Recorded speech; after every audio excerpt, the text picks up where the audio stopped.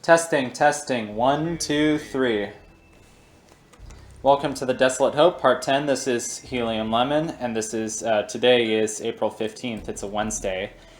And I'm kind of exploring these simulations a bit randomly, but let's go back to Mal Wastes, because I feel like we're almost done with it.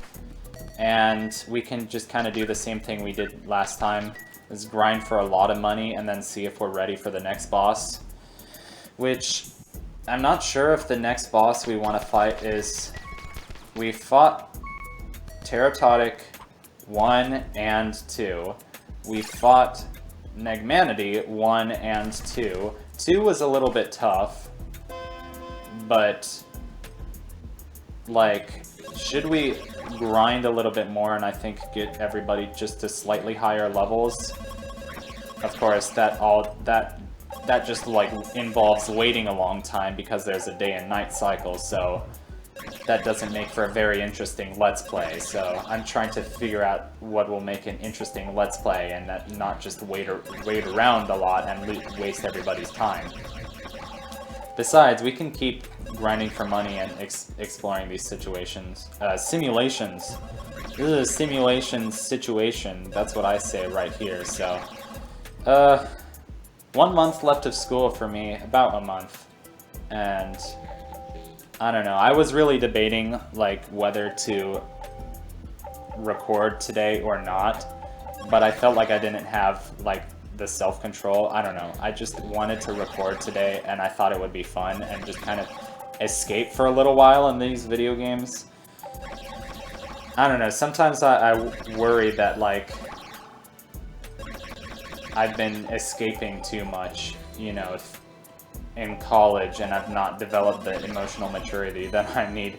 I don't know, people are not going to, like, say, oh, you don't have emotional maturity. I mean, people who worry about video games affecting your emotional maturity probably aren't the same people who watch Let's Plays. But then again, I make Let's Plays, and I worry a lot about it, so... But I also think video games are art, and they're good sometimes. Sometimes escaping is good. Why else do we watch, you know, superhero movies? It's kind of like, I don't know. Video games have always meant a lot to me. Well, they've meant a lot more to me since 2011, but that kind of gets into my whole life story and... Anyway, I'll see you when I've grinded for a little bit more cash. Probably 1,000 cash, like last time.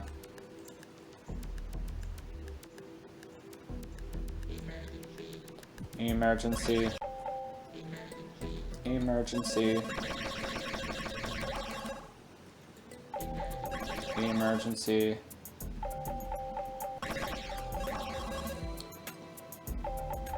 Can I just say that I love the Trevor Nunn movie version of 12th Night with Imogen Stubbs and Imelda Staunton and Ben Kingsley as Feste, the clown.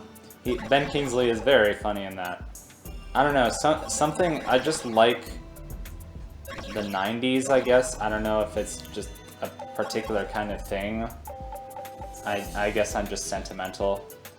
Because, like, my favorite movie is, like, a made-for-TV, like, special from the 90s. It's a version of Alice in Wonderland. It's really faithful to the original book. And it's also very funny. Just, like, the producers who, like, the writers, the producers, they had the perfect sense of humor for it. I don't know. It also just has, it's very pretty, it has very pretty music, and that's the kind of like the same thing with 12th Night. Also, Helena Bonham Carter is great in it. So that's me. I like Shakespeare. I never thought I did, but like, I started watching a bunch of Kenneth Branagh. But, like, even my, like, really smart teachers at school, I have a few teachers who say, like, you know what's great? Like, if you really want to get into Shakespeare, just read No Fear Shakespeare. Like, even I have to take, you know, No Fear Shakespeare to And I was like, this is one of my smartest teachers telling me that he still needs No Fear Shakespeare to understand. I mean, I get it. The plays are 500 years old, maybe. And people need to understand the language. So, a lot of words mean different things then than they did. Also, like, a lot of things that he's trying to say are just, you know, they're so layered. And, like, I think people aren't used to... Some of these might be useful. They'll definitely be useful, so, anyway. People aren't used to thinking about things on so many, like, with so many nuances and so many layers. I don't know. That's also not true. Because you can't kill, like, intellectuals. Like, even though the culture completely changes, like, there'll still be people who are smart enough to kind of follow their own path and resist, you know, propaganda at whatever cost to them. I don't know. Because you thought propaganda ended with the Cold War and Vietnam or whatever, but no, this is still, propaganda is alive and well today. Anyway, get some of these buff timers. Make me so buff, because they're buff timers. I never used to know what a buff was, like in an RPG game. A buff is, I guess, a buff is like, if you do something, it's like your strength will go up temporarily, or your defense will go up temporarily, so that's what a buff is. It's basically just like... And then a debuff is making the enemy weaker, so a buff is making yourself stronger. My voice is pretty tired by now, but let's keep going. Just see if we're ready for Teratotic 3. I highly doubt that we would be, but... Or at least ready for, actually, day number, whatever this is running out pretty soon, so...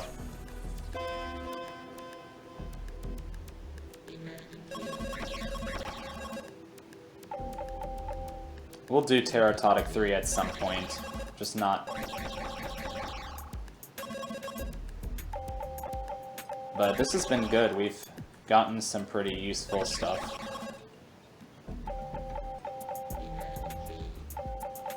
But even more than I like the 90s, I like the 60s and 70s. Like, I like Andy Griffith, I like the Monkees and the Beatles. I mean, yeah, I like the Muppet Show. 60s and 70s were rad. And I like music from the 70s, I like Weather Report.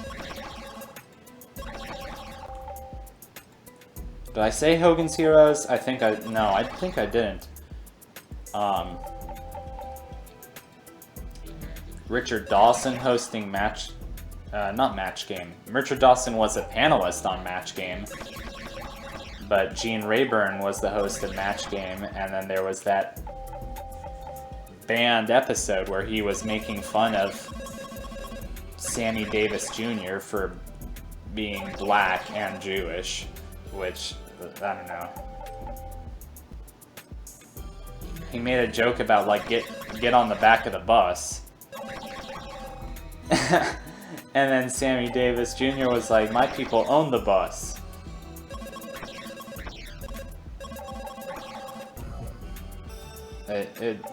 Anyway, Richard Dawson was the host of Family Feud. And if I sound like I'm nerding out over, like, game shows from the 70s, I am. But I really only know... There was one summer where I used to watch... I thought Match Game was amazing. And so I would watch reruns of Match Game from, like, the 70s on TV. I think they were bringing back Match Game. Because I only ever heard of Match Game, like... as a retro thing, but then they brought it back as a part of a bunch of, like, game shows that they were bringing back. So, like, you know, they have Steve Harvey Family Feud, and now they have Oh, my voice is sore. They have, I think Alec Baldwin was gonna do Match Game. You know what's a stupid game show is the Newlywed Game. That's, like, that's such a stupid idea for a game show. But, like, there was this one where they asked, what is your favorite crustacean? And the husband has to write it down, and then they ask the wife to match the husband's answer without seeing it. Well, they hope their answers match. And they're like, what's your favorite crustacean? Just a totally joke question. And she's like, the stuff in your eyes when you wake up. And he wrote down lobster. And that's what a crustacean is. A crustacean is a sea animal with a shell. And she's like, hello, am I stuck? Okay. I forgot what button I had to push for a second. Oh, I just noticed the little red pulses that go through his back there. Anyway. She's so stupid she didn't know what a crustacean was. It was dumb. Anyway. I make the good noises. Scott Cawthon. I can't leave the station. Okay, there we go. Good. So I've been replaying Tipping Point, and I used to make a habit of replaying Tipping Point every couple of years, or every year or so when it got to spring. I don't know, something like that. But I always played it on the iPad, so now I'm playing it on Steam, and that's how... I want to do an LP of it. That's probably how I'm going to do it when I do it on Helium Lemon. I like that game a lot. It has some really annoying puzzles, but I like it a lot. Broken Age is a game that I have on the iPad, and we've had that iPad since 2011 or 2012, I'm not sure. No, I think it was 2011. We got it Christmas of 2011, so basically, you know, 2012 onward, but I got Broken Age on that on the iPad in 2015, and I loved that game, and I want to go back and replay it because I know our iPad is getting older and older, and like even the battery charger isn't working as well, or something. Like the battery is really wonky. Like sometimes it'll spend an entire day like just charging up to 100% or whatever. I don't know. I'm like, I keep telling myself I need to go back and replay Broken Age, but I never do. So that's what happens. I can still watch that documentary about the making of Broken Age that's on YouTube, because I know I would love that, and Tim Schafer is hilarious. Yeah, I never watched that. I will watch that for inspiration one of these days. But I wonder if there are more documentaries just about the making of video games on YouTube, because I just like behind the scenes stuff like that. I still haven't seen Indie Game the movie.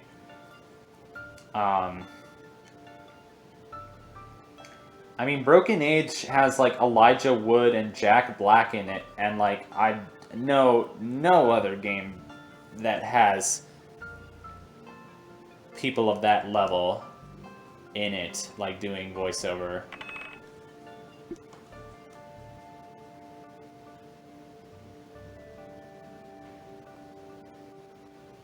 Like that are that well known outside of the video game community. I don't know, because people who do voices for video games are pretty famous within the video game community. Like I know I freaked out when I saw what's his name, Dana, the voice of Gex. I saw him on TV. I saw him do like an interlude for Svengoolie. I don't know, but he's also not just well known for Gex. He's well known for The Simpsons. So anyway.